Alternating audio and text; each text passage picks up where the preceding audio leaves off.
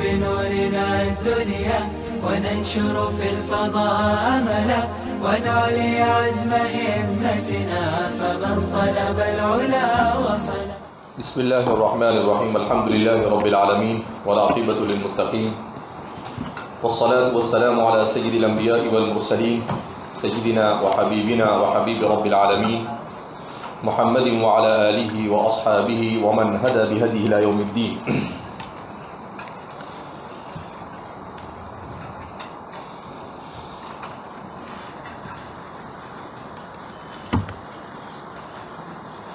باب طرح الامام المسألة على اصحابه لیختبر ما عندهم من العلم. یہ باب امام کا، استاد کا، شیخ کا، مدرس کا یا ذمہ دار کا اپنے تلامذہ پر مسئلے کو، سوال کو پیش کرنا تاکہ ان کا امتحان لے کہ علم میں کس مبلغ تک یہ لوگ ہیں. امام بخاری رحمۃ اللہ علیہ حدثنا، اخبارنا اور انباءنا کی تفصیل اور اس سے متعلق متعدد تعلیقات کو ذکر کرنے کے بعد اب یہاں سے بیان کر رہے ہیں 5واں باب کتاب العلم کا، کہ استاد اور شیخ یہ اپنے تلامذہ کا امتحان لے سکتا ہے. کیوں؟ اس لیے کہ اسے بھی پتہ چلے کہ وہ جو پڑھا رہا ہے، جو بتا رہا ہے، طلبہ اسے مکمل طور پر یا کہاں تک کہ اپنے ذہن و دماغ میں محفوظ کر رہے ہیں، اور کیا ان کا علم ایسا ہے کہ جس کی وجہ سے وہ اپنے اس علم کی بنیاد پر دوسرے مسائل کو حل کر سکے. اس وجہ سے ایک ہی روایت کو اس باب میں بیان کریں گے. وَبِهِ قَالَ حَدَّثَنَا خَالِدُ بْنُ مَخْلَدٍ قَالَ حَدَّثَنَا سُلَيْمَانُ بْنُ بِلَالٍ قَالَ حَدَّثَنَا عَبْدُ اللَّهِ بْنُ دِينَارٍ عَنِ ابْنِ عُمَرَ رَضِيَ اللَّهُ عَنْهُمَا وَعَنْهُمْ أَجْمَعِينَ عن النبي صلى الله عليه وسلم قال إن من الشجر شجرة لا يسقط ورقها وإنها مثل المسلم حدثوني ما هي. قال فوقع الناس في شجر البوادي. قال عبد الله فوقع في نفسي أنها النخلة فاستحييت ثم قالوا حدثنا يا رسول الله ما هي قال هي النخلة.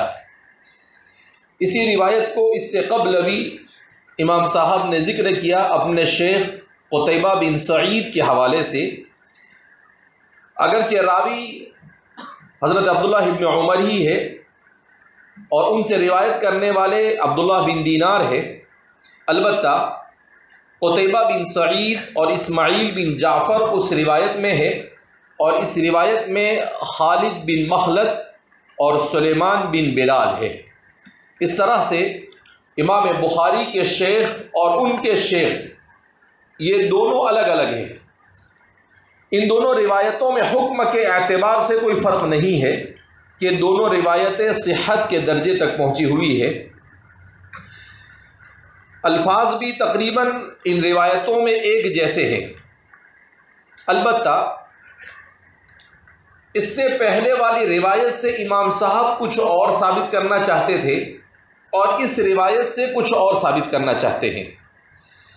اس سے پہلے والی روایت سے آپ کا مقصد تھا حدثنا ما ہی یا رسول اللہ، جس سے آپ حدثنا کا گویا کہ بطور دلیل کے پیش کر رہے تھے کہ حضرات صحابہ کرام رضوان اللہ تعالی علیہم اجمعین نے نبی کریم صلی اللہ علیہ وسلم کی مبارک مجلس میں اس لفظ کا استعمال کیا ہے. اب یہاں پر اگرچہ روایت ایک ہے، الفاظ بھی اسی جیسے ہیں، البتہ یہاں پر اس روایت کو لانے کا مقصد کیا ہے یہاں پر روایت کو لانے کا مقصد یہ ہے کہ اس سے ایک اور مسئلہ ثابت ہوتا ہے۔ وہ کیا مسئلہ ثابت ہوتا ہے کہ ایسا ضروری نہیں ہے کہ استاد صرف بیان ہی کرتا رہے اور طالب علم خاموشی کے ساتھ بیٹھا بیٹھا سنتا رہے آرام سے، کہا نہیں۔ استاد طلباء میں نشاط کو برقرار رکھنے کے لیے، طلباء کو ذہنی اعتبار سے تیز اور ترار کرنے کے لیے اپنے سبق اور درس کے دوران مشکل قسم کے سوالات کر سکتا ہے، بلکہ کرنا من سنت الرسول ہے۔ کر سکتا ہے نہیں، کیا بول رہا ہوں؟ کرنا من سنت الرسول ہے، کیونکہ اللہ کے رسول صلی اللہ علیہ وسلم معلم تھے، بعثت معلما، اور آپ سے بڑا کامیاب معلم تحت ادیم السماء، اس آسمان کے نیچے آج تک کوئی گزرا نہیں ہے اور قیامت تک کوئی آ بھی نہیں سکتا ہے، اور آپ کے تلامذہ جیسے تلامذہ بھی دنیا نے کبھی نہیں دیکھے اور آئندہ بھی کبھی کوئی دیکھ سکتا نہیں۔ تو خیر و افضل المعلمین کا طریقہ ہے کہ وہ سوال کر رہے ہیں، اور کس سے؟ خیر التلامیذ و افضل التلامیذ فی تاریخ العالم، تاریخ عالم کے بہترین تلامذہ کو وہ سوال کر رہے ہیں۔ تو اس کا مطلب یہ ہے کہ دوسرے آنے والوں کو بھی اس اسلوب کو اختیار کرنا چاہیے کہ گاہے بگاہے اپنے طلباء سے سوالات کرنے چاہیے، صرف مطالعہ کر کر ان کے سامنے انڈیل کر چلے جانا چاہیے نہیں۔ کیوں کہ پھر وہ بے فکر ہوتے ہیں، کہتے ہیں کہ کچھ ٹینشن لینے کا نہیں۔ بہرحال تو اللہ کے رسول صلی اللہ علیہ وسلم بھی اس طرح سے اپنے تلامذہ کا کیا کرتے تھے؟ امتحان لیا کرتے تھے۔ یہ پوری روایت وہی ہے، صرف یہ ہے کہ اللہ کے رسول صلی اللہ علیہ وسلم نے صحابہ سے سوال کیا اور امام صاحب نے اس کو باب بنا دیا اور کہا کہ حضور نے سوال کیا کہ ایک درخت ہے جو مسلمانوں کے مشابہ ہے، وہ کون سا درخت ہو سکتا ہے جو مسلمان کے مشابہ ہے؟ ذرا بتاؤ تو صحیح۔ تو اب الفاظ میں فرق یہ ہے کہ اوپر ہے ثم قالوا حدثنا ما هي یا رسول اللہ، اور اس روایت میں حدثونی ما هي، اوپر صحابہ نے استعمال کیا تھا، دیکھ رہے ہیں الفاظ کے فرق کو۔ اوپر ثم قالوا، انہوں نے کہا حدثنا، آپ ہمیں بتائیے اللہ کے رسول صلی اللہ علیہ وسلم وہ کون سا درخت ہے، اور یہاں پر ہے کہ اللہ کے رسول صلی اللہ علیہ وسلم فرمائے حدثونی ما ہی، تم لوگ مجھے بتاؤ کہ وہ کون سا درخت ہے۔ تو فرق ہوا کہ نہیں کہ وہاں صحابہ نے حدثہ کا لفظ استعمال کیا اور یہاں پر خود رسول اللہ صلی اللہ علیہ وسلم نے بھی اس لفظ کو استعمال کیا۔ اس کا مطلب یہ ہے کہ اس لفظ کا استعمال یہ بھی سنت ہے، جہاں پر سنت المحدثین ہے، منہج اور طریقے محدثین ہے، جب رسول اللہ صلی اللہ علیہ وسلم سے اس کا ثبوت ہو گیا تو یہ کیا بن گیا؟ سنت بن گیا۔ تو فرمایا حدثونی ما ہی قال فوقع الناس، تو آپ صلی اللہ علیہ وسلم کے سوال پر صحابہ سب کے سب اپنے تصورات کی دنیا میں، جنگلوں کے اندر میں اور دیہاتوں میں چلے گئے۔ کتنی بہترین تعبیر استعمال کی حضرت عبداللہ بن عمر، فوقع الناس فی شجر البوادی، جنگل کے درخت کے تصورات میں لوگ چلے گئے، یعنی سوچنے لگے کون سا ہوگا، یہ درخت ہو سکتا ہے، وہ ہو سکتا ہے، یہ ہو سکتا ہے، فلاں ہو سکتا ہے، ڈھمکا ہو سکتا ہے۔ پھر جب کچھ نہیں سمجھ میں آیا تو پھر انہوں نے کہا کہ اللہ کے رسول صلی اللہ علیہ وسلم آپ بتائیے، قال عبداللہ فوقع فی نفسی انہا نخلہ، میرے دل میں آیا کہ یہ تو کھجور کا درخت، فاستحییت، میں نے اتنے بڑے لوگوں کے سامنے اتنے اہم مجلس کے اندر میں اس کو بیان کرنے سے حیا محسوس کی، مناسب نہیں سمجھا۔ ثم قالوا، پھر صحابہ نے کہا، اب دیکھو یہاں پر وہ لفظ بھی صحابہ نے بھی استعمال کیا، حدثنا یا رسول اللہ ما ہی، کہ آپ ہمیں بتائیے کہ وہ کیا ہے۔ قال ہی النخلہ، تو آپ صلی اللہ علیہ وسلم نے کہا کہ وہ کیا ہے؟ النخلہ ہے۔ بہرحال تو اس روایت سے اصل یہی مقصد ہے کہ استاد تنشیط کے لیے طلباء کے سامنے اس طرح کے الفاظ کو استعمال کر سکتا ہے، طلباء سے مشکل قسم کے سوالات کر سکتا ہے تاکہ طلباء مشکلات کو حل کرنے کے عادی بنے، طلبہ مشکلات کو حل کرنے کے عادی بنے، پہیلیوں کو سلجھانے کا ملکہ پیدا ہو۔ لہذا اس بنا پر، کیونکہ انسان کا یہ جو ذہن ہے، یہ دماغ ہے، اس کو آپ جیسا استعمال کریں گے ویسا چلے گا۔ اگر آپ اس کو استعمال نہیں کریں گے تو یہ کاٹ کھا جائے گا۔ کیا مطلب؟ پھر یہ کام نہیں کرے گا۔ لیکن آپ اس کا استعمال، جیسے ہمارے زمانے کے اندر میں آپ دیکھیں گے کہ پاگلوں کا اضافہ ہوتا جا رہا ہے۔ سروے دنیا کا یہ کہتا ہے کہ دنیا میں ڈپریشن میں جانے والے لوگوں میں اضافہ ہو رہا ہے۔ دنیا میں لوگوں کے پاگل پن میں اضافہ ہو رہا ہے۔ کیوں اضافہ ہو رہا ہے؟ اس لیے کہ لوگ سہولت پسند ہو گئے، آرام چاہیے لوگوں کو۔ دوسرا، اس لیے کہ لوگ اپنے ذہن کو مفید چیزوں میں استعمال کرنے کے بجائے اپنی صلاحیت، اپنے ذہن اور اپنی اللہ کی دی ہوئی نعمتوں کو، آنکھوں کو، کانوں کو، یہ بیکار چیزوں میں استعمال کرتے ہیں۔ کس میں؟ موبائل دیکھنے میں استعمال، گیم کھیلنے میں استعمال کرتے ہیں۔ تو آدمی کیا ہوتا ہے کہ بیکار چیزوں میں مبتلا ہو کر آدمی پھر کوئی چھوٹی سی بھی بات ہوئی تو فون ٹینشن میں آ جاتا ہے، حضرت ہائی ٹیمپریچر ہو جاتے ہیں، اس کا دماغ کام کرتا نہیں۔ کیوں؟ مشکلات کو حل کرنے کی عادت ہی نہیں۔ تو اس لیے کہتے ہیں کہ جو لوگ 2000 کے بعد پیدا ہوئے ان کو کہا جاتا ہے زیڈ جنریشن۔ کون سی جنریشن؟ زیڈ۔ تم سب زیڈ جنریشن۔ کیوں ان کو زیڈ جنریشن کہتے ہیں؟ اس لیے کہ بعض حضرات نے اس جنریشن کا نام دیا ہے ڈیجیٹل جنریشن، اس لیے کہ انہوں نے اٹھنے کے بعد سے، جب سے شعور ہوا ان کو، تب سے موبائل ہی دیکھا ہے اور موبائل ہی میں مگن ہو گئے، جس کی وجہ سے، اور کہا کہ انسانی تاریخ میں اگر سب سے کمزور ترین کوئی جنریشن ہے تو وہ یہ زیڈ جنریشن۔ اس سے زیادہ کمزور جنریشن دنیا کے اندر میں کبھی آئی نہیں، نہ ذہنی اعتبار سے، نہ جسمانی اعتبار سے، نہ فزیکل اعتبار سے، نہ مینٹلی اعتبار سے، ہر اعتبار سے۔ اور اس کی سب سے اہم اور بنیادی وجہ موبائل کا کثرت سے استعمال۔ کیا آدمی 6 7 گھنٹے اسی پر، ابھی ایک سروے آیا تھا کہ دنیا کے اندر میں 60 سے 70% لوگ موبائل کے اندر میں ایسے منہمک رہتے ہیں کہ روزانہ 7 8 گھنٹے موبائل پر صرف کرتے ہیں۔ کیا ہوگا؟ ظاہر سی بات ہے کہ بیماریاں، تو یہ جتنا اس کا استعمال زیادہ ہوگا اتنا ذہن کا استعمال کم ہوگا۔ اسی لیے کہتے ہیں نا کہ موبائل کو اسمارٹ بنا دیا اور خود اسمارٹنیس سے باہر آ گئے، یعنی ہمارے ہاتھ میں اسمارٹ موبائل پکڑا دیا اور ہمارا جو ذہن استعمال ہوتا تھا وہ کیا کر دیا؟ ہم نے گنوا دیا۔ ابھی تھوڑا بہت بھی انسان کا استعمال کیے، بھائی کبھی گوگل کو بھی جا کر، اب تو سیدھا چیٹ جی پی ٹی، اس کو تو کچھ بھی بولو تو سیدھا آپ کو کر کے بتا دیتا ہے، ٹھوکم ٹھاکو جیسا بھی ہو، لیکن انسان کے لیے چیزوں کو کیا کر دیتا ہے؟ وہ آسان۔ تو اس سے کیا ہوتا ہے کہ ذہن کا استعمال انسان کا کمزور ہو جاتا ہے۔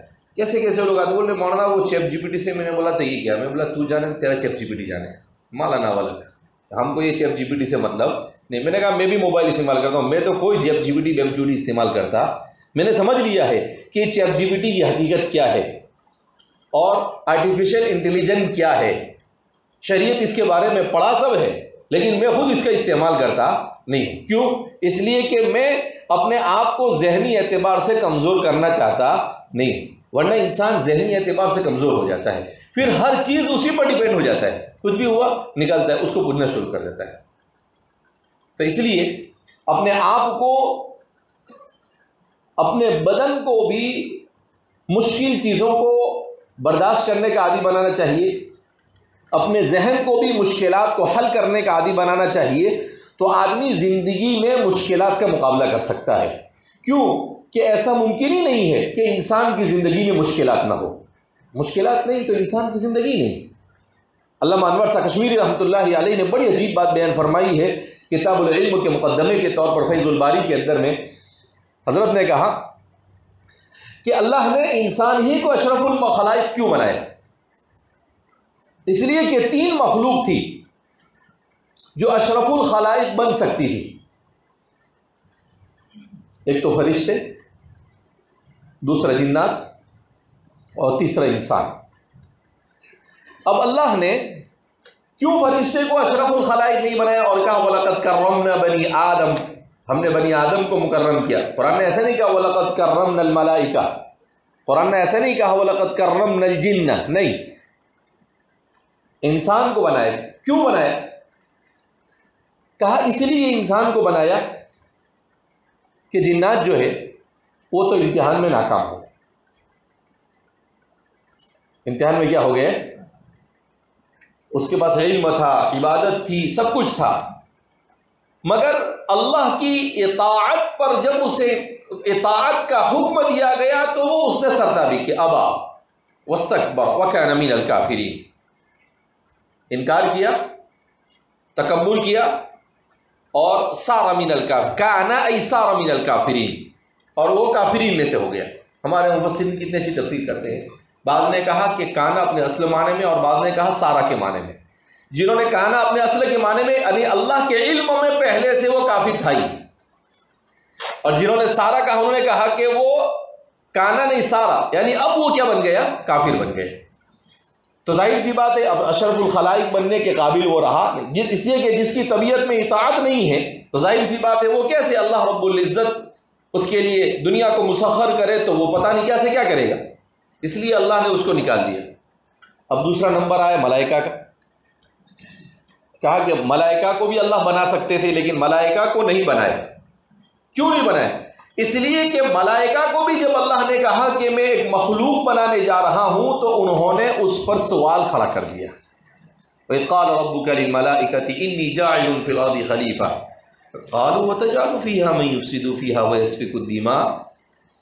تو اللہ رب العزت خالق اور مالک ہے، اللہ رب العزت کے اس ارادے اور اس پلان کے اوپر انہیں کوئی اعتراض کرنے کا حق تھا نہیں۔ سوال اگرچہ ہمارے مفسرین ملائکہ کو بچاتے ہوئے کہتے کہ وہ اعتراض نہیں تھا، لیکن بہرحال کچھ نہ کچھ تو تھا۔ تو فرماتے ہیں کہ ان کے اس سوال کی وجہ سے وہ اشرفیت کے مقام سے کیا کر دیے گئے؟ ہٹا دیے گئے۔ آ گیا نمبر آدم کا۔ آدم کو اللہ نے بنایا مٹی سے، آدم کو اللہ نے علم آدم الاسماء علم عطا کیا، اور پھر اس کے بعد آدم کا امتحان لیا کہ لا تقرب هذه الشجرة فتكون من الظالمین، ڈونٹ ٹچ دس ٹری، اس درخت کو ہاتھ لگانا مت۔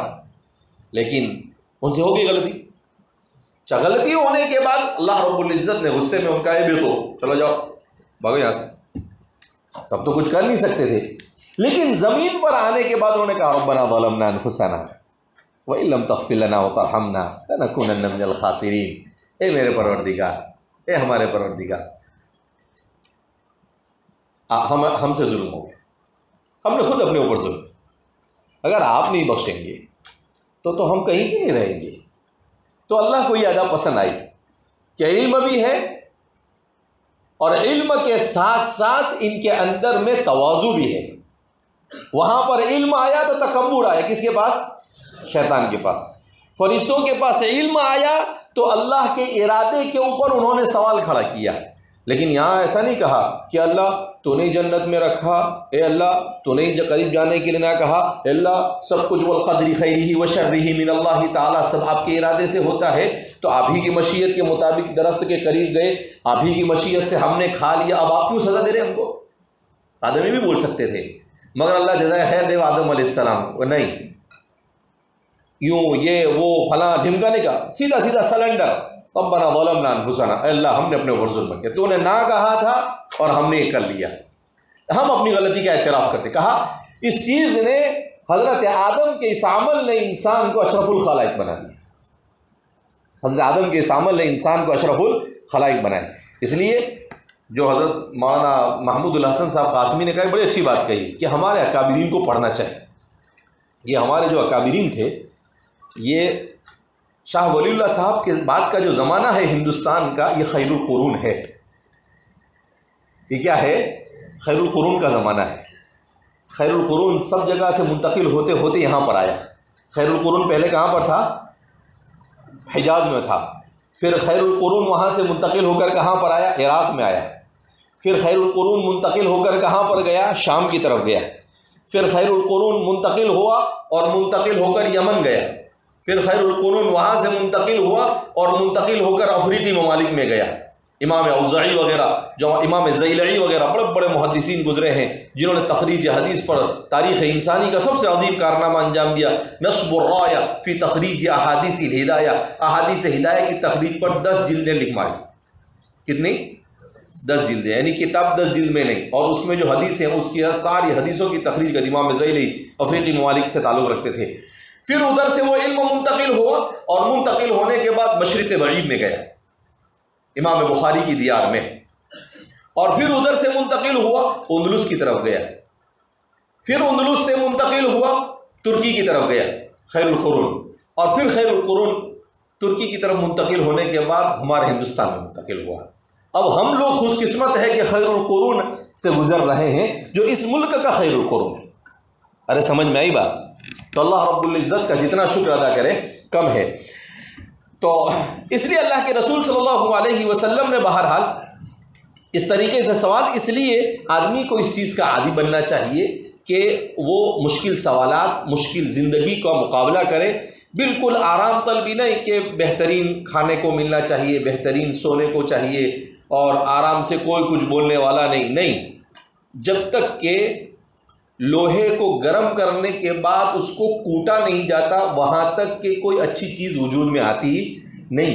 ایسے ہی انسان کو بھی جب تک کہ حالات میں رکھ کر اس کو کوٹا نہیں جاتا، پیسا نہیں جاتا، وہاں تک کہ وہ اچھا انسان نہیں بن سکتا۔ اگر لوہے کو کوٹیں گے نہیں تو پنکھا بنے گا، اگر لوہے کو گرم نہیں کریں گے تو کھڑکیوں کی جالی بنے گی، کچھ بھی نہیں بنے گا۔ تو ایسے ہی جب وہ ایک معمولی سی چیز کے لیے اتنی محنت کرنی پڑتی ہے تو انسان ہے بہرحال۔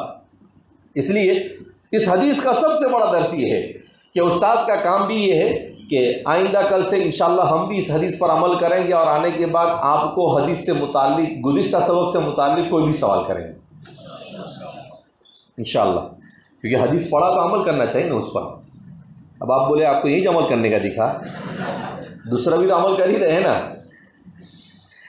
باب القراءۃ والعرض علی المحدث، باب دو طرح سے پڑھ سکتے ہیں اس کو، باب القراءۃ والعرض علی المحدث یا باب القراءۃ والعرض علی المحدث۔ اگر بابن کو پڑھتے ہیں تو ھذا باب القراءۃ والعرض علی المحدث ہو جائے گا، اور اگر مضاف الیہ بنائیں گے تو باب القراءۃ والعرض علی المحدث۔ عام طور پر اس کو پڑھا گیا ہے باب القراءۃ والعرض علی المحدث۔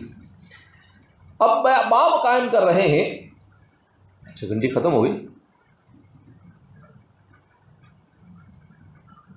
شیخ صاحب آئیں گے ابھی واپس، 20 منٹ باقی، آ جائیں گے ایسا تو اطلاع دے دو، پڑھا دیتا ابھی 20 منٹ میں، وہ ان کو آنے میں اور 5 منٹ لگیں گی اور مجھے جانے میں لگے گی۔ ہاں تو یہ باب قائم کر رہے ہیں، اس باب میں کیا بیان کر رہے ہیں؟ امام بخاری محدث تھے، تو اس باب میں آپ یہ قائم کر رہے ہیں کہ احادیث مبارکہ کو پڑھنے پڑھانے کا کیا طریقہ ہے۔ تو فرماتے ہیں القراءۃ والعرض علی المحدث، ایک ہے حدیث کو پڑھنے پڑھانے کا طریقہ یہ ہے کہ القراءۃ من لفظ الشیخ، اور دوسرا ہے القراءۃ علی الشیخ، القراءۃ علی الشیخ۔ امام بخاری اگرچہ دو کو بیان کر رہے ہیں، لیکن ہمارے محدثین نے، فتح المغیث کے مصنف نے، مقدمۃ الصلاح کے مصنف نے، اور آپ نے جو کتاب پڑھی ہے شرح نخبۃ الفکر کے محدث امام حافظ ابن حجر اسقلانی نے، ان لوگوں نے جنہوں نے آداب حدیث اور اصول حدیث پر کلام کیا ہے، ان لوگوں نے احادیث مبارکہ کے پڑھنے پڑھانے اور اس کی اجازت کے 8 طریقے بیان کیے. کتنے طریقے بیان کیے ہیں؟ ان میں سے 2 کی طرف مصنف اشارہ کر رہے ہیں. ان میں سے 2 کی طرف مصنف کیا کر رہے ہیں؟ اشارہ کر رہے ہیں. دراصل وہ 8 بھی جو ہے وہ انہی 2 کے اندر میں آ جاتے ہیں. اس میں تنوع ہے الگ الگ اعتبار سے ہو، لیکن دیکھا جاوے تو کوئی القراءۃ من لفظ الشیخ میں شامل ہو جاتا ہے اور کوئی العرض علی المحدث کے اندر میں کیا ہو جاتا ہے؟ شامل ہو جاتا ہے. تو پہلے امام صاحب نے جن 2 کو بیان کیا اسی کو سمجھ لیتے ہیں کہ ایک ہے القراءۃ من لفظ الشیخ، کہ محدث حدیث کو پڑھانے والا وہ اپنی یاد کی ہوئی حدیثیں یا اپنی لکھی ہوئی حدیثیں یا کسی کتاب میں لکھی ہوئی حدیث بیٹھے ہوئے طلباء کے سامنے خود پڑھ کر سنائے. اس کو کہتے ہیں القراءۃ من لفظ الشیخ، کہ وہ خود پڑھ کر سنائے، وہ خود پڑھ کر کیا کرے؟ سنائے. دوسرا طریقہ القراءۃ علی الشیخ، جس کو مصنف نے العرض علی المحدث کی اصطلاح میں استعمال کیا ہے.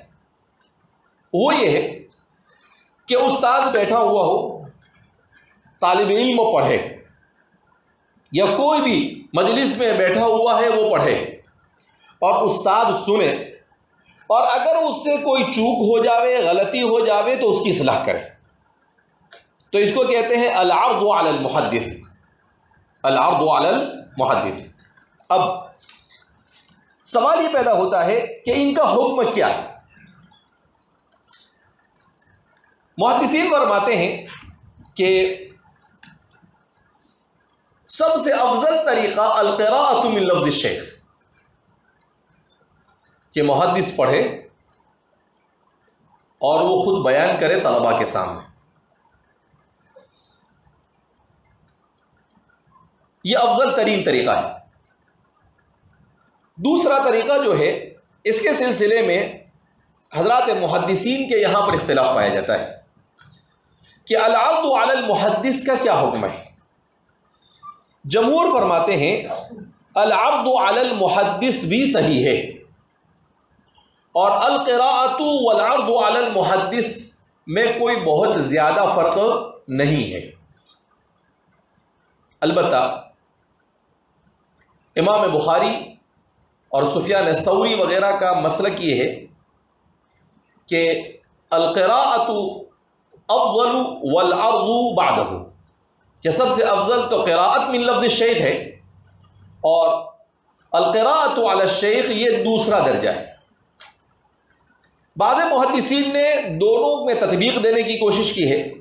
وہ فرماتے ہیں کہ اصل میں سچویشن اور حالات کو دیکھ کر بات کی جائے گی کہ کون سا افضل ہے. اگر محدث ایسے ہیں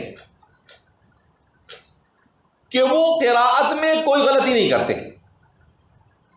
تب تو القراءۃ من لفظ الشیخ افضل ہے. اور اگر طالب ایسا ہے جو اچھے سے پڑھ سکتا ہے اور محدث اس کی گرفت کرے کہ یہاں پر غلط ہے یہاں پر صحیح کرو، تو اس صورت میں العرض علی الشیخ بھی بہتر ہے. بعض حضرات کا کہنا ہے کہ القراءۃ من لفظ الشیخ سے زیادہ العرض علی المحدث افضل ہے. کیوں؟ کہ شیخ سے اگر غلطی ہوئی تو طالب علم غلطی نہیں نکال سکتا، لیکن طالب علم سے غلطی ہوئی تو شیخ غلطی کیا کر سکتا ہے؟ نکال سکتا ہے. تو یہاں پر غلطی کی اصلاح کی امید کم ہوتی ہے اور دوسری صورت میں غلطی کی اصلاح کی امید زیادہ ہوتی ہے. لہذا اس بنا پر متاخرین یہ کہتے ہیں کہ العرض علی الشیخ بہرحال یہ کیا ہے؟ بہتر ہے، تاکہ مکمل طور پر حدیث کا حق ادا ہو سکے. تو اس طریقے سے ان چیزوں کے سلسلے میں ہمارے محدثین نے مختلف اپنی آراء کو ذکر کیا ہے. اسی کی طرف اشارہ کرتے ہوئے پہلے چند تعلیقات کو ذکر کریں گے. فرماتے ہیں وراء الحسن والثوری ومالک القراءة جائزۃ. پہلے فرماتے ہیں امام حسن بصری، جہاں پر بھی الحسن مطلق آئے کتب احادیث میں تو اس سے عام طور پر امام حسن بصری مراد ہوتے ہیں. امام حسن بصری من کبار التابعین، کبار تابعین میں سے ہیں. آپ نے حضرات صحابہ کی بڑی جماعت کو دیکھا. امام حسن بصری اصل میں ان کی والدہ جو ہے وہ حضرت میمونہ کی باندی تھی، اور فرماتے ہیں کہ ان کو اللہ رب العزت نے جو علم عطا فرمایا وہ میمونہ کی برکت تھی کہ ان کی والدہ کو کسی کام سے بھیجا حضرت میمونہ نے، اور وہ لیٹ ہو گئی. یہ بچپن میں رضیع تھے، دودھ پیتے بچے تھے، تو یہ بہت شدت سے رونے لگے. تو ان کو خاموش کرنے کے لیے حضرت میمونہ نے ان کو اپنے سینے سے لگا لیا اور ان کو اپنا دودھ پلایا. تو فرماتے ہیں کہ اس کی برکت سے اللہ رب العزت نے ان کو فصیح اللسان و بلیغ الکلام، محدث، مفسر، فقیہ اور اپنے زمانے کا امام بنا دیا.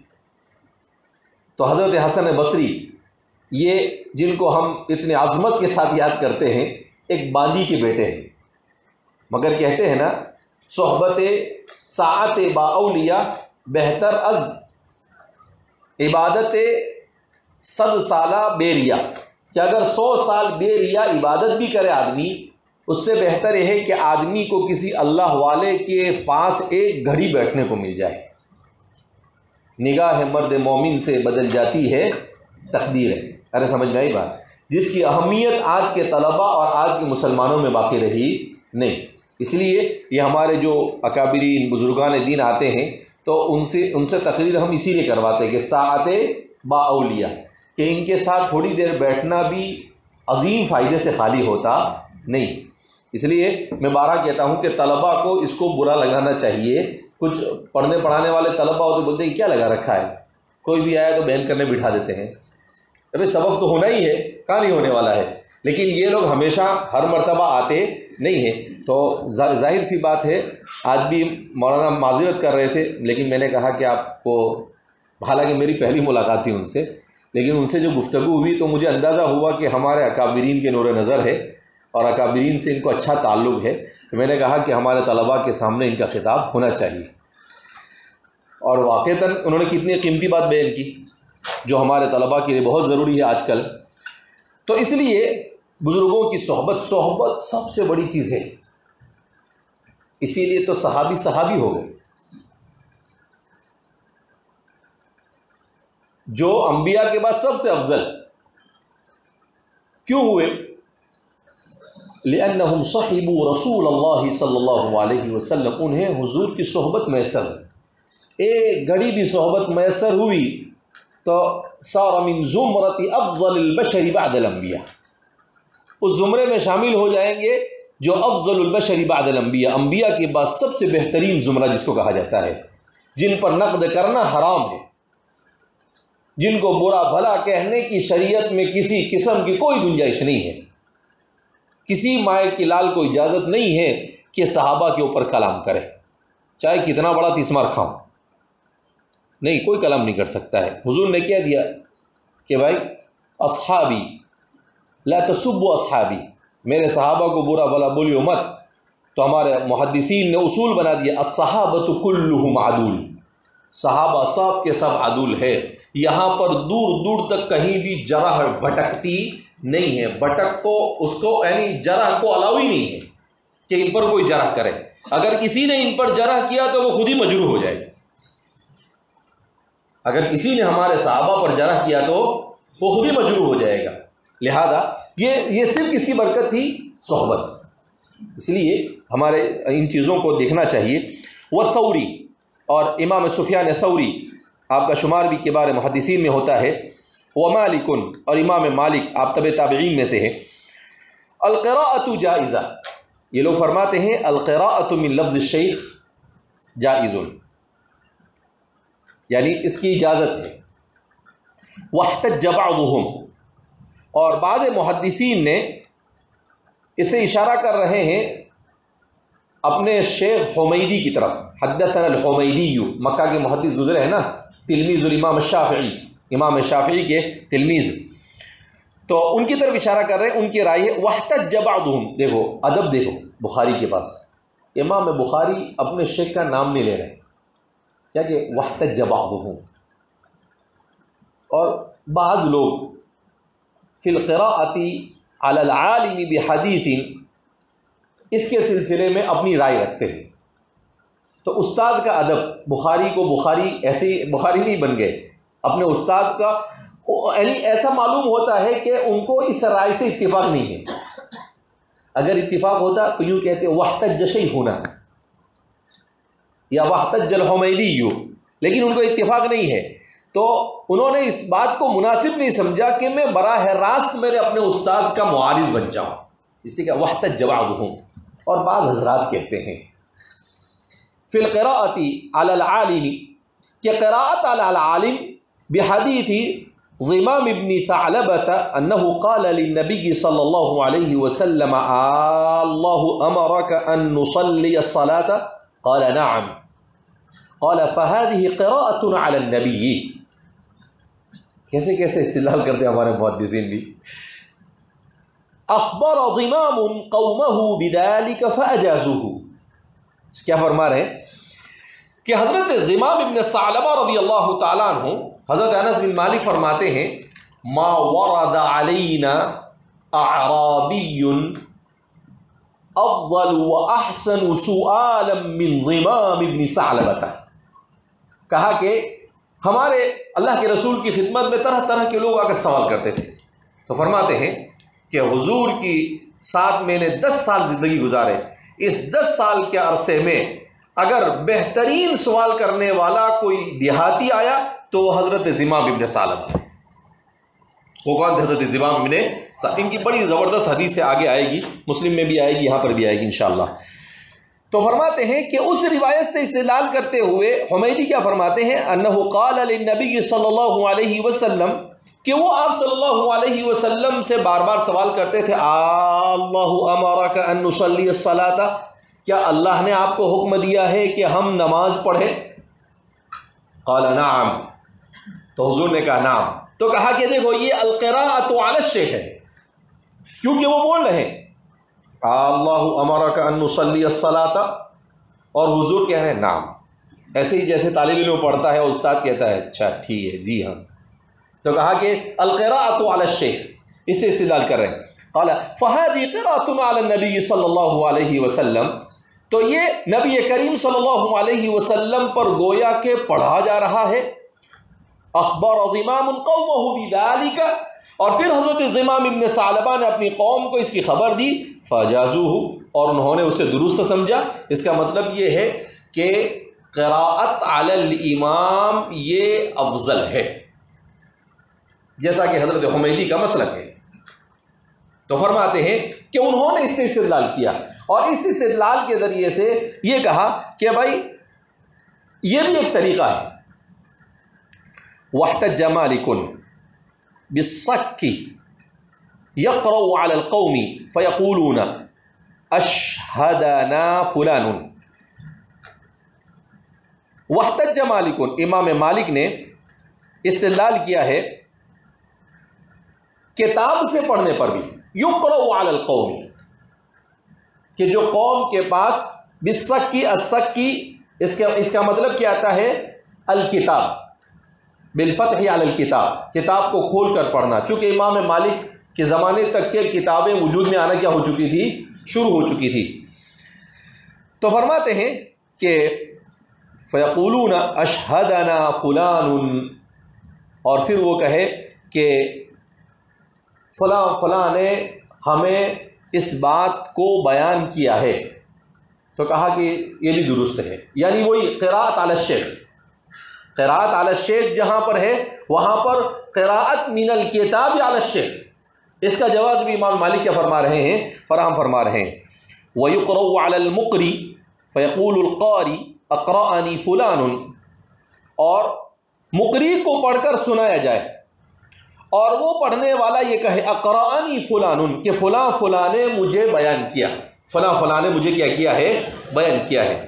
بہرحال یہ مختلف کتابوں کے حوالے سے جو 8 طریقے بیان کیے گئے ہیں، یہاں پر صاحب کشف الباری نے اس کو بہت اچھے انداز میں بیان کیا ہے، میں آپ کو پڑھ کر سنا دیتا ہوں۔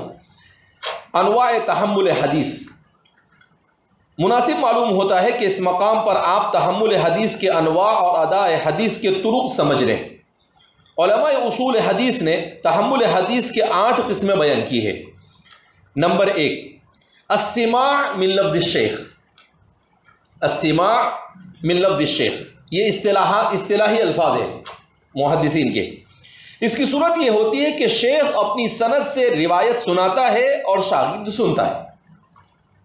کبھی تو شیخ زبانی سناتا ہے اور کبھی کتاب میں دیکھ کر، اسی طرح شاگرد کبھی صرف سننے پر اکتفا کرتا ہے اور کبھی سننے کے ساتھ ساتھ لکھ بھی لیتا ہے۔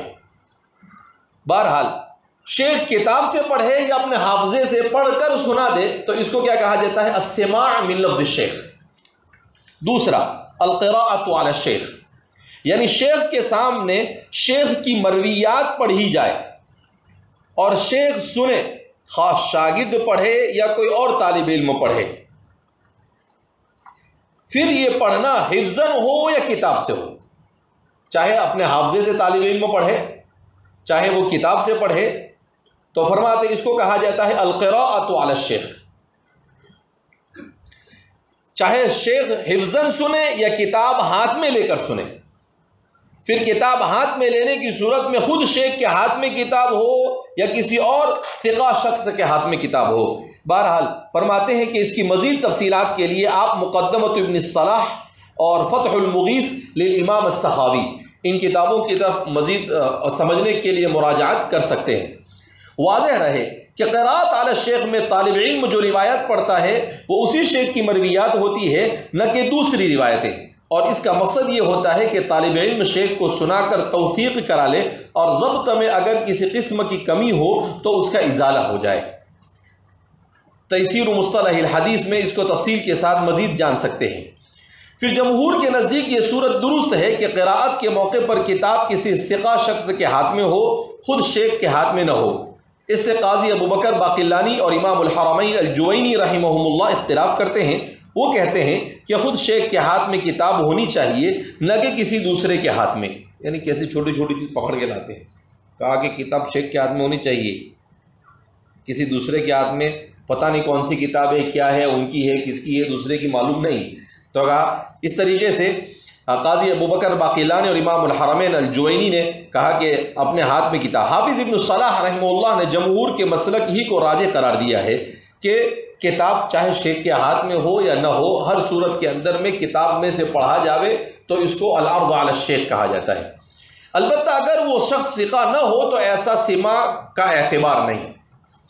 قراءت علی الشیخ کو اکثر محدثین نے صرف لفظ عرض سے بھی تعبیر کیا ہے، کبھی العرض علی المحدث کہتے ہیں اور صرف العرض کا لفظ بھی استعمال کرتے ہیں۔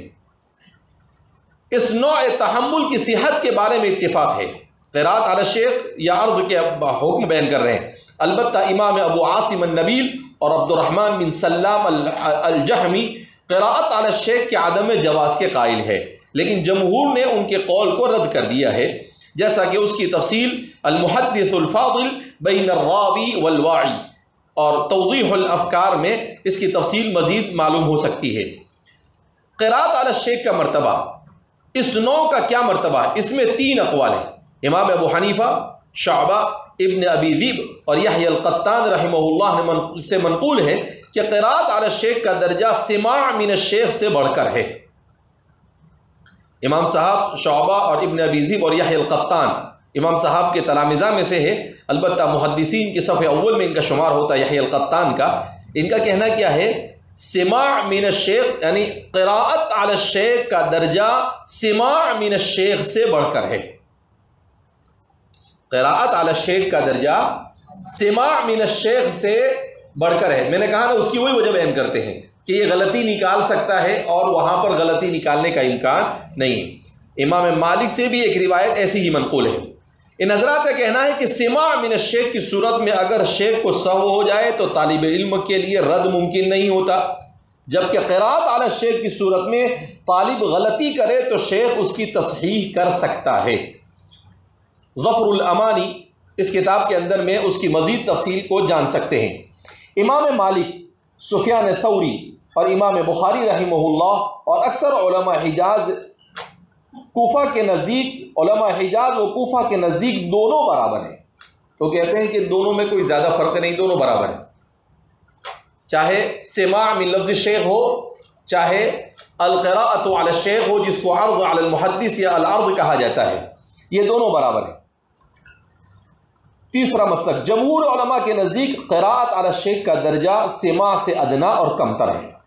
سماع من لفظ شیخ یہ افضل ترین ہے جمہور کے ہاں، اور قراءت علی الشیخ یہ اس کے بعد کا درجہ رکھتا ہے۔ البتہ حافظ سخاوی رحمہ اللہ فرماتے ہیں کہ عام حالات میں تو سماع اعلیٰ، لیکن اگر کوئی عارض پیش آ جائے تو یہ بھی ممکن ہے کہ قراءت و عرض سماع سے بڑھ جائے، مثلا یہ کہ طالب شیخ کے مقابلے میں اعلم یا اضبط ہو، یا یہ کہ شیخ پڑھنے کے مقابلے میں سننے کی حالت میں زیادہ احفظ اور متیقظ رہے، تو ایسی صورت میں قراءت سماع سے اولا اور اعلیٰ ہوگی۔ میں نے کہا نا، اس کی طرف بھی اشارہ کیا تھا۔ خلاصہ یہ کہ جس صورت میں غلطیوں سے بچنے کا امکان زیادہ ہو وہ صورت اعلیٰ اور اولا ہے، جیسا کہ امام سخاوی نے اسے بیان کیا ہے۔ تو یہ دو صورتیں ہوئی۔ اس کے بعد ہے الاجازت، یعنی شیخ کسی کو روایت کرنے کی اجازت دے دے، خواہ یہ اجازت لفظاً ہو یا کتابتاً ہو۔ عام طور پر آج کل اس کا بہت رواج ہے، عربوں میں تو بہت زیادہ رواج ہے، کچھ آوے نہیں آوے لیکن اجازت جمع کرتے رہتے بیٹھے بیٹھے، اے بابا کچھ سیکھ، اس کے بعد عمل کر، اس کے بعد اجازت لے، تو ایک فیشن سا بن گیا ہے۔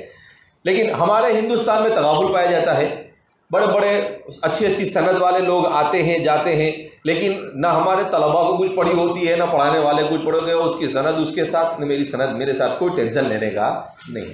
جبکہ اگر اعلیٰ سند والا کوئی آئے تو اس سے لینے کا مزاج ہونا چاہیے۔ ارے کچھ سمجھ میں آئی بات؟ تو ادھر بھی غلو ہے، ادھر بھی غلو ہے، ادھر اجازہ کو حصول کا غلو ہے اور ادھر اجازہ کے طرف التفات میں غلو ہے کہ اس کا التفات ہی نہیں کرتے ہیں، تغافل ہے۔ اجازت کی قسمیں، اجازت کی علماء اصول نے متعدد قسمیں بیان کی ہے۔ اجازت کی کتنی قسمیں لکھی ہے معلوم انہوں نے؟ اللہ اکبر! اجازت کے 7 قسمیں ہیں، ابھی تیرے پاس ٹائم ہو تو اس میں پڑھ لینا۔ اس کے بعد 3 ہوئے، چوتھا المناولہ۔ مناولہ کے معنی اعطا کے ہیں۔ اصطلاح میں مناولہ کی صورت یہ ہوتی ہے کہ شیخ طالب علم کو اپنی مرویات دیتا ہے، خواہ تملیکن بالبیع والہبہ ہو یا اجارہ و اعارے کے طور پر ہو۔ دونوں صورتوں کے اندر میں المناولہ کہتے ہیں کہ شیخ طالب علم کو اپنی مرویات دے دیتا ہے، لکھی ہوئی ہے، اور کہے کہ بھائی اس میں میری مرویات ہے، آپ اس سے آگے پڑھا سکتے ہیں، آگے سنا سکتے ہیں، آگے سمجھا سکتے ہیں، اس کو مناولہ کہتے ہیں۔ پھر اس کی بھی متعدد قسمیں ہیں۔ مناولہ کا حکم اور اس کا مرتبہ امام مالک، زہری، یحییٰ بن سعید الانصاری، مجاہد، ابو الزبیر، مسلم الزنجی، علقمہ، ابراہیم نخعی، ابن وہب، ابن القاسم اور اشہب، قتادہ اور ابو العالیہ رحمہ اللہ سے منقول ہے کہ تحمل بالمناولہ المقرون بالاجازہ اور تحمل بالسماع دونوں برابر ہے، یعنی مناولہ اور سماع من لفظ الشیخ یہ دونوں برابر ہے۔ لیکن امام ابو حنیفہ، امام شافعی، امام احمد ابن حنبل، امام سفیان ثوری، عبداللہ ابن مبارک اور اسحاق ابن راہوے رحمہ اللہ فرماتے ہیں کہ تحمل بالمناولہ المقرونہ بالاجازہ کا درجہ سماع سے کمتر ہے۔ حافظ ابن صلاح اور اس کے متبعین نے اس کی صحیح اور راجح قرار دیا۔ بالکل سیدھی سی بات ہے کہ سماع ہوتا ہے، سماع من لفظ شیخ سے اونچا تو اور کوئی مرتبہ ہو سکتا، اس کو مناولہ کے ساتھ ملا دینا یہ مناسب معلوم ہوتا نہیں ہے۔ اسی طرح سے 5واں طریقہ ہے المکاتبہ۔ مکاتبے کی صورت یہ ہوتی ہے کہ شیخ اپنی مرویات و مسموعات کا کچھ حصہ خود لکھ کر یا اپنے کسی معتمد علیہ کاتب سے لکھوا کر اپنے شاگرد کو بھیج دے، لکھ کر بھیج دے۔ اس کے بعد چھٹا ہے الاعلام، یہ ہے کہ شیخ طالب کو یہ بتا دے کہ یہ جز یا یہ کتاب میری روایت کردہ ہے، اس میں روایت کرنے کا حکم یا اس کی اجازت مذکور نہیں ہوتی، صرف یہ کہے کہ بھئی یہ میں نے فلاں شیخ سے پڑھی، لیکن ایسا نہیں کہا ہے کہ آپ کو اجازت ہے، اور ایسا بھی نہیں کہا کہ آپ کو اجازت نہیں ہے، صرف اعلام کر دیا، بتا دیا، اور اس کے علاوہ اور کچھ کیا نہیں، تو اس کو اعلام کہا جاتا ہے۔ اور ساتواں ہے الوصیت، تحمل حدیث کی ساتویں قسم وصیت ہے۔ اس کی صورت یہ ہوتی ہے کہ شیخ موت کے وقت یا سفر کے وقت اپنی روایت کردہ کتاب کی وصیت کسی شخص کے لیے کر دیتا ہے، انتقال ہو رہا ہے، آخری وقت ہے، اور وہ اپنی کوئی کتاب دے اور کہے کہ میرے فلاں شاگرد کو یہ کیا کر دینا، پہنچا دینا، اس کو وصیت کہا جاتا ہے۔ اور آٹھویں اور آخری قسم وجادہ، یعنی قدماء عرب سے یہ منقول نہیں بلکہ اہل اصطلاح نے اس کو بطور مصدر استعمال کیا ہے۔ اصطلاح میں وجادہ یہ ہے کہ کسی شیخ کو کسی شیخ کی کتاب مل جائے اور اس شیخ سے اس راوی کی کو انواع اجازت میں سے کسی بھی طرح کی اجازت حاصل نہ ہو، صرف ہاتھ لگ جائے، کسی کی لکھی ہوئی حدیثوں کا ایک مجموعہ وہ اس کے کیا ہو جاوے، ہاتھ لگ جاوے۔ وجادہ کی بنیاد پر روایت کرنا متقدمین و متاخرین کا معمول رہا ہے، البتہ بالوجادہ کو منقطع درجہ دیا جاتا ہے اگرچہ اس میں ایک نوع اتصال بھی پایا جاتا ہے، کیا بھائی اجازت نہیں ہے تو اس کو انقطاع کا درجہ حاصل ہوگا۔ تو یہ اگر آپ اس کو مزید پڑھنا چاہیں تو اچھی کتاب ہے یہ، ہمارے اکابرین کی ساری چیزوں کو، متقدمین اور متاخرین کی چیزوں کو نچوڑ کر لاتے ہیں۔ حضرت مولانا سلیم اللہ خان صاحب، ابھی 2-4 سال پہلے حضرت کا انتقال ہوا، اور کشف الباری اما فی صحیح البخاری، اس کی یہ تیسری جلد ہے، اور تیسری جلد کے صفحہ نمبر 61 سے لے کر صفحہ نمبر 68 تک آپ نے اس کو بیان کیا ہے۔ پھر اس کے بعد آگے بھی آپ نے بیان کیا ہے طرق اداء حدیث، اور اس کو بھی آپ نے تفصیل کے ساتھ ذکر کیا ہے۔ ظاہر سی بات ہے یہ اس میں بہت ساری چیزیں آپ پڑھ کر آئے ہیں، اس وجہ سے بھی اس کو بتانا مناسب نہیں تھا، لیکن چونکہ ہمارے کتاب مصنف نے کو باب القراءۃ والعرض علی المحدث کہا، اس لیے مناسب سمجھا کہ آپ کو کم از کم اس کی جو 8 قسمیں ہیں وہ گوش گزار ہو جائے۔